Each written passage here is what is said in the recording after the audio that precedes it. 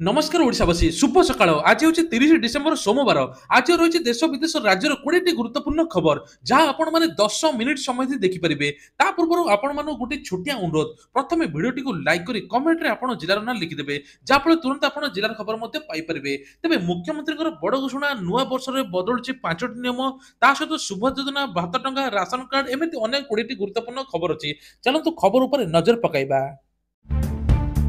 Number 1 फसल क्षयक्षति समीक्षा नहीं भद्रक और बालेश्वर गस्तर उपमुख्यमंत्री श्रीमती प्रभाती परिड़ा अदिनिया वर्षा जनित फसल क्षयक्षति समीक्षा नहीं भद्रक बालेश्वर गस्त कर उपमुख्यमंत्री प्रभाती परिड़ा तेज कहुच्छी जो चाषी मान फसल क्षति होती सरकार सहायता दिज्व क्षयक्षति संक्रांत में आसंता 30 तारिख सुधा रिपोर्ट दाखल कर उपमुख्यमंत्री दुईटी जिले में भिन्न भिन्न पंचायत परिदर्शन कर चाषी मान सहित आलोचना करने सहित निश्चित रही आश्वासन चाषी जी सब फसल नष्ट होती उचित परिमाण क्षतिपूरण दिज्व सरकार कहते नुआ वर्ष पुरी में कटकणा 60 प्लाटून फोर्स मुतयन तेज इंग्राजी नववर्ष श्रीमंदिर बेलाभूमि को लक्षाधिक पर्यटक समागम हेबे भिड़ को दृष्टि रखी पुलिस पक्षर व्यापक प्रस्तुति आरंभ होती भिड़ नियंत्रण ट्राफिक परिचालना जिले में 90 अधिकारी सहित 60 प्लाटून फोर्स मुतयन हो तेज कहत्री मान सुरक्षा व्यवस्था किभली यात्री मैंने भले भले दर्शन करेंगे से नहीं कहुई भिड़ बेले पुलिस को सहयोग 100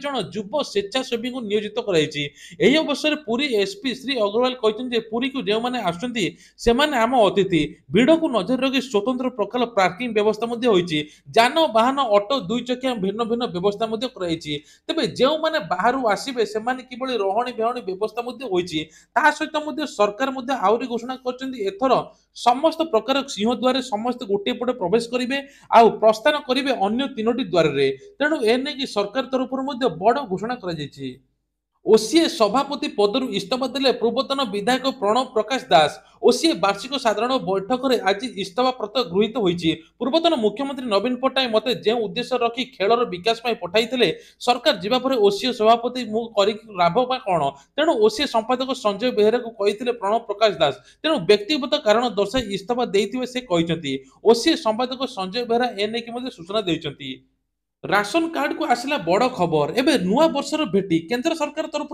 बड़ घोषणा जो मान राशन कार्ड अच्छे 1000 टଙ୍କା सहायता राशि मिल तेज जो मान राशन कार्ड अच्छे रोजगार बोली किसी ना 1000 टଙ୍କା सरकार साहाय्य करेंगे एपर्यंत राशन कार्ड रे 50 लाख रु अधिक हिताधिकारी मैंने ई केवाईसी करना तुरंत सरकार बारंबार डेट घुंचला ई केवाईसी होनी एथर जो मैंने ई केवाईसी करना राशन कार्ड रद्द हो कहुच्छी तेज कहुच्छी जो मान ई केवाईसी ना ना कटिज एने कि सरकार तरफ बड़ विज्ञप्ति पूर्व 2023 और जनवरी 24 तारिख पर्यंत जो मैंने आवेदन करते नुआ राशन कार्ड जनवरी 25 तारिख में मिल सहित ई श्रम कार्ड जार अच्छी राशन कार्ड नहीं राशन कार्ड आवेदन करने दरकार नहीं राशन कार्ड जोगाईदेवे सरकार योग्य विवेचित समस्त को राशन कार्ड दिज्व एवं देश में 6 कोटी लोक राशन कार्ड रद्द होती अयोग्य भूत हिताधिकारी मैंने गरीबों चाउल खाऊले एवं राशन कार्ड मिलने जाऊँगी गहम सहित बाहर राज्य राशन कार्ड 9 प्रकार जिनस मिलूँ तेल डाली लुण डीएसएल टू आरंभ कर सब मिलूँ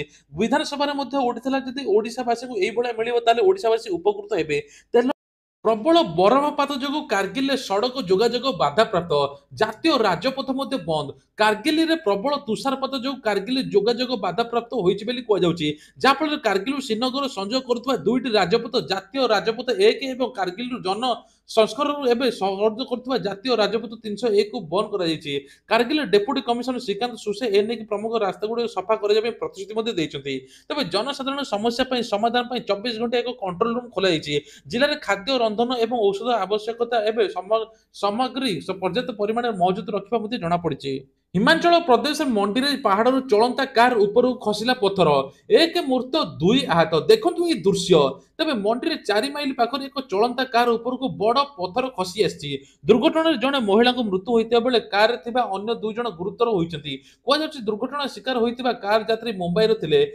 मोनाली बुलायापी आसते आ फेरवा समय एभली दुर्घटना घटी जहाँ जड़े मृत आ 2 जन आहत होती ସୁରକ୍ଷା ପାଇଁ ରାଜ୍ୟରେ ସମସ୍ତ ପିକନିକ୍ ସ୍ପଟ୍ ଗୁଡ଼ିକୁ ଜଗିବ ପୋଲିସ, ସୂଚନା ଦେଲେ ଡିଜିପି। ନୂଆ ବର୍ଷ ପାଇଁ ଏବେ ସମସ୍ତ ଦର୍ଶନ ସ୍ଥାନରେ ପର୍ଯ୍ୟଟକ ଭିଡ଼ ଲାଗି ରହିବ। ସୁରକ୍ଷା ବ୍ୟବସ୍ଥା ପାଇଁ ସମସ୍ତ ପିକନିକ୍ ସ୍ପଟ୍ ଗୁଡ଼ିକୁ ଜଗିବ ପୋଲିସ। ପର୍ଯ୍ୟଟନ ସ୍ଥଳୀ ପିକନିକ୍ ସ୍ପଟରେ ଅଘଟଣ ଘଟିବା ଏବଂ ଅଘଟଣ ନ ଘଟିବା ପାଇଁ ଏବେ ରୋକିବ ପୋଲିସ। ଏଥିପ୍ରତି ସଜାଗ ରହିବ ଏବଂ ପୋଲିସ ମହାନିର୍ଦ୍ଦେଶକ ଡିଜିପି ୱାଇବି ଖୁରାନିଆ ଏନେଇ ସୂଚନା ମଧ୍ୟ ଦେଇଛନ୍ତି। ପିକନିକ୍ ସ୍ପଟରେ ପୋଲିସ ଫୋର୍ସ ମୁତୟନ ରହିବେ। ତେବେ ମୁଖ୍ୟମନ୍ତ୍ରୀଙ୍କର ବଡ଼ ଘୋଷଣା, ଏଣିକି ଏସ୍ଏଚଜି ମହିଳାଙ୍କୁ ଆଉ ଋଣର ସୁଧ ଦେବା ପାଇଁ ପଡ଼ିବ ନାହିଁ। ପୂର୍ବ ସରକାର ଏସ୍ଏଚଜି ମହିଳା ଯେତିକି ଋଣ ନେଇଥିଲେ ତାର ସୁଧ ଭରପୋଷଣ କରିପାରିବେ ନାହିଁ। କୁହାଯାଉଛି ଯେତିକି ଋଣ ନେଇଥିଲେ ସେତିକି ଟଙ୍କା ସୁଝିବେ ବୋଲି କୁହାଯାଉଛି। ଏବେ ମୁଖ୍ୟମନ୍ତ୍ରୀଙ୍କର ବଡ଼ ଘୋଷଣା, କାହିଁକି ନା ମହିଳାଙ୍କୁ ସଶକ୍ତି ଏବଂ ଆତ୍ମନିର୍ଭରଶୀଳ କରିବା ପାଇଁ ଗୁରୁତ୍ୱପୂର୍ଣ୍ଣ ନିଷ୍ପତ୍ତି ନେଇଛନ୍ତି ଏବଂ କୁହାଯାଉଛି ଏନେଇ 227 କୋଟି ଟଙ୍କା ମଧ୍ୟ ବ୍ୟୟବରାଦ ହୋଇଛି। ମହାକୁମ୍ଭ ମେଳା ପାଇଁ ରାଷ୍ଟ୍ରପତିଙ୍କୁ ନିମନ୍ତ୍ରଣ କଲେ ମୁଖ୍ୟମନ୍ତ୍ରୀ। ତେବେ ଉତ୍ତରପ୍ରଦେଶ ମୁଖ୍ୟମନ୍ତ୍ରୀ ଯୋଗୀ ଆଦିତ୍ୟନାଥ ଆଜି ରାଷ୍ଟ୍ରପତି ଭବନରେ ରାଷ୍ଟ୍ରପତି ଦ୍ରୌପଦୀ ମୁର୍ମୁଙ୍କୁ ସାକ୍ଷାତ କରି ଆସନ୍ତା ମାସରେ ପ୍ରୟାଗରାଜଠାରେ ହେବାକୁ ଥିବା ମହାକୁମ୍ଭ ମେଳାରେ ଯୋଗ ଦେବା ନିମନ୍ତେ ନିମନ୍ତ୍ରଣ କରିଛନ୍ତି। ମୁଖ୍ୟମନ୍ତ୍ରୀ ରାଷ୍ଟ୍ରପତିଙ୍କୁ ଜଗଦୀପ ଧନଖର ଏବଂ ଅର୍ଥମନ୍ତ୍ରୀ ନିର୍ମଳା ସୀତାରମଣ ଏବଂ ଦିଲ୍ଲୀ ଉପରାଜ୍ୟପାଳ ବିନୟ କୁମାର ସକ୍ସେନାଙ୍କୁ ନିମନ୍ତ୍ରଣ କରିଛନ୍ତି।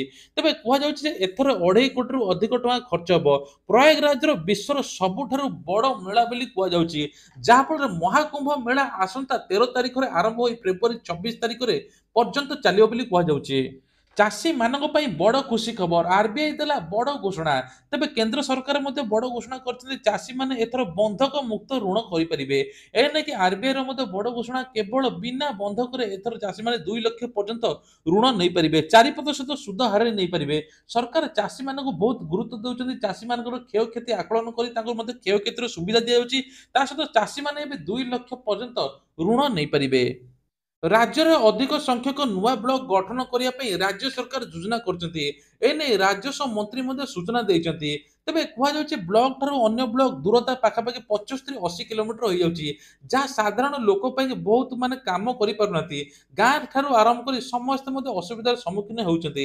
ରାଜ୍ୟରେ ଶେଷ ଥର ପାଇଁ 1884 ମସିହାରେ ବ୍ଲକ ପୁନର୍ଗଠନ ହୋଇଥିଲା। ତେବେ ଏବେ ସଂଖ୍ୟା ବୃଦ୍ଧି ହେବା ଯୋଗୁଁ ପ୍ରଶ୍ନ ନିକଟରେ କରାଇବା ପାଇଁ ଅଧିକ ବ୍ଲକର ଆବଶ୍ୟକତା ରହିଛି। ଏବେ ରାଜ୍ୟରେ 314ଟି ବ୍ଲକ ମଧ୍ୟ ଅଛି। ତେବେ ଶେଷ ଥର ପାଇଁ 1984 ମସିହାରେ ରାଜ୍ୟ ସରକାର 10ଟି ନୂଆ ବ୍ଲକ ଗଠନ କରିଥିଲେ। 40 ବର୍ଷ ମଧ୍ୟରେ ଜନସଂଖ୍ୟାର ବହୁ ପରିମାଣ ବଢିଥିଲେ ମଧ୍ୟ ବ୍ଲକ ସଂଖ୍ୟା ସମାନ ରହିଛି। ଲୋକଙ୍କ ବିଭିନ୍ନ ସମସ୍ୟାକୁ ସମାଧାନ କରିବା ପାଇଁ ଏବେ ନୂଆ ବ୍ଲକ ହେବା ପାଇଁ ଯାଉଛି। ହାଇକୋର୍ଟରେ ଭିଡିଓ କନଫରେନ୍ସିଂ ଶୁଣାଣି ନିୟମ ବଦଳିଲା, 3ଟି ରାଜ୍ୟରେ କାର୍ଯ୍ୟକାରୀ। ହାଇକୋର୍ଟ ମାମଲାରେ ଏବେ ଭିଡିଓ କନଫରେନ୍ସିଂ ନିୟମାବଳୀକୁ ପରିବର୍ତ୍ତନ କରାଯାଇଛି। ରବିବାର ଦିନ 29 ଡିସେମ୍ବର ଠାରୁ ମହାରାଷ୍ଟ୍ର, ଗୋଆ, ଦାଦ୍ରା ନାଗର ହାବେଲି ଏବଂ ଦାମନ ଡିଉରେ ଏବେ କାର୍ଯ୍ୟକାରୀ ହୋଇଛି। ଏ ନୂତନ ନିୟମ high court of Bombay rules VC for court 2022 ଭାବରେ ଜଣାଶୁଣା। ଏହି ନୂତନ ନିୟମ ସାଧାରଣ ଲୋକଙ୍କ ପାଇଁ ହାଇକୋର୍ଟ ପ୍ରକ୍ରିୟାରେ ପ୍ରବେଶ କରିବା ସମ୍ଭବ କରିବ। ଅର୍ଥାତ୍ ବର୍ତ୍ତମାନ ସାଧାରଣ ଲୋକେ ମଧ୍ୟ ଏହି ପ୍ରକ୍ରିୟାରେ ଅଂଶଗ୍ରହଣ କରିପାରିବେ। ଏବେ ଦେଶରେ ଡିଜିଟାଲ ଆରେଷ୍ଟ ଚାଲିଛି। ଡିଜିଟାଲ ଆରେଷ୍ଟ ବା ଭୟ ଦେଖାଇ 1.38 କୋଟି ଟଙ୍କା ଠକେଇ। ଗାଜିଆବାଦରୁ ଠକ ମା ପୁଅ ଗିରଫ ହୋଇଛନ୍ତି। ତେବେ ଭୁବନେଶ୍ୱରରେ ଜଣେ ବରିଷ୍ଠ ନାଗରିକଙ୍କୁ ଡିଜିଟାଲ ଆରେଷ୍ଟ ଭୟ ଦେଖାଇ 1.38 କୋଟି ଟଙ୍କା ଠକେଇ ହୋଇଥିଲା। ଏହି ମାମଲାରେ ଗାଜିଆବାଦରୁ ମା ଏବଂ ପୁଅକୁ ଗିରଫ କରିଛି ପୋଲିସ। ଦୁଇ ଅଭିଯୁକ୍ତ ହେଲେ ନଳିମା ଅଗ୍ରୱାଲ ଏବଂ ବଂଶ ଅଗ୍ରୱାଲ। ସୂଚନା ଅନୁଯାୟୀ ଭୁବନେଶ୍ୱର ଜରିରେ ବରିଷ୍ଠ ନାଗରିକ ଅଜଣା ନମ୍ବରରୁ କଲ୍ ଆସିଥିଲା ଏବଂ ଫୋନ କରିଥିବା ବ୍ୟକ୍ତି ସେ ଏବେ ଫେଡ୍ କୋରିୟର କମ୍ପାନୀର ଅଧିକାରୀ ଭାବେ ପରିଚୟ ଦେଇଥିଲେ। ତେବେ ମୁମ୍ବାଇର ସାଇବର କ୍ରାଇମ ଡିଭିଜନ ଅଧିକାରୀ ପରିଚୟ ଦେଇ ଲୋକଙ୍କୁ ବିଭିନ୍ନ ପ୍ରକାର ଠକୁଥିଲେ, ଯାହାଫଳରେ ଏବେ ସେମାନେ ମଧ୍ୟ ଧରା ପଡ଼ିଛନ୍ତି। ବିଭିନ୍ନ ଆଳ ଦେଖାଇ ଲୋକଙ୍କୁ ମଧ୍ୟ ଭୟ କରିବେ ଏବଂ ପୋଲିସ ୟୁନିଫର୍ମ ଆସି ଭିଡିଓ କଲ୍ ମଧ୍ୟ କରିବେ। ଯଦି ଆପଣଙ୍କୁ ଏହି ଟାଇପର କିଏ ଡରଉଛି ଧମକୁଛି, ତୁରନ୍ତ 1930 କଲ୍ କରିବେ, ନିଜର ସାଇବର ପୋଲିସ ଷ୍ଟେସନ ଯାଇ ଯୋଗାଯୋଗ ମଧ୍ୟ କରିବେ।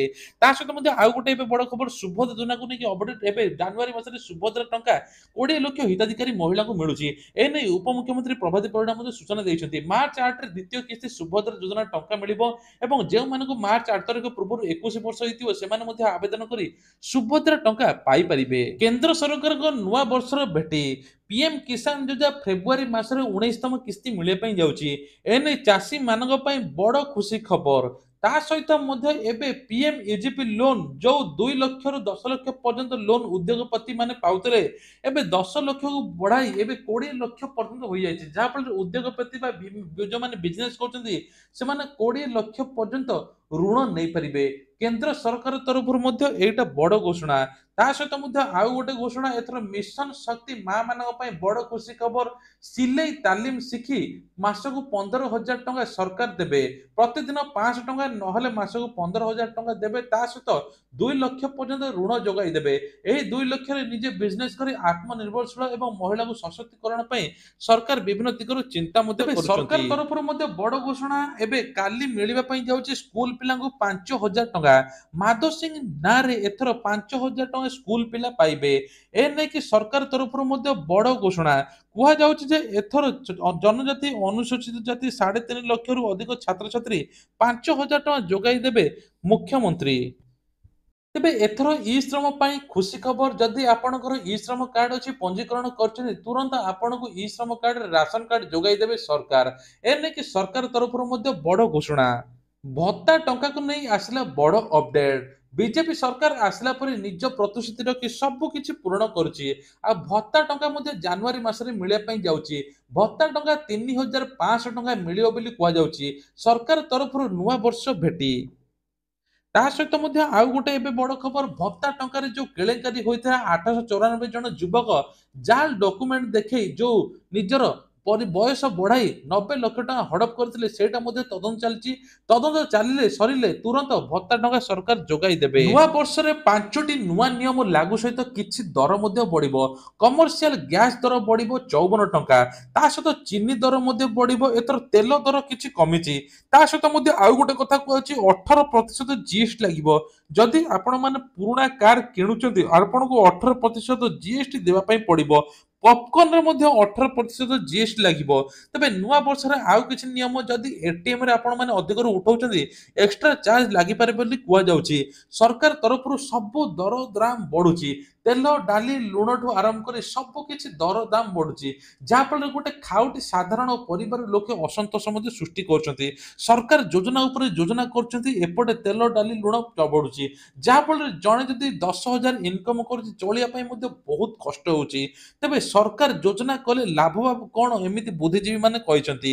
ତେଣୁ ଇଏ ଥିଲା ଆଜିର ଦେଶ ବିଦେଶ ରାଜ୍ୟର କିଛିଟା ଗୁରୁତ୍ୱପୂର୍ଣ୍ଣ ଖବର। ଏଇଭଳିଆ ଖବର ପ୍ରତ୍ୟେକ ଦିନ ସକାଳେ ଆଉ ସନ୍ଧ୍ୟାରେ ଦେଖିବା ପାଇଁ ହେଲେ ଚ୍ୟାନେଲକୁ ସବସ୍କ୍ରାଇବ କରିବା ପାଇଁ ଭୁଲିବେ ନାହିଁ।